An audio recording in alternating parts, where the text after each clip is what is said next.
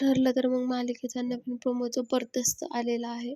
तर त्याच्यामध्ये सगळेजण चहा पीत बसलेले असतात आणि तेवढ्यात ती म्हणत असते, की सायली म्हणते, "आता गणपतीनंतर ना दसऱ्याची तयारी करायची वेळ आली." आणि तेवढ्यात तिकडून प्रिया आलेली दाखवली. ती म्हणते, "हां, म्हणूनच तर मी आलेले आहे." तर तिला बघून सगळ्यांना शॉकच बसतो, समजतच नाही कुणाला काय करावं. तर सायली एकदम पुढे जाते आणि तिच्या सन्न किरणं कानाखाली लावते आणि म्हणते, "तू या घरामध्ये यायचं नाही."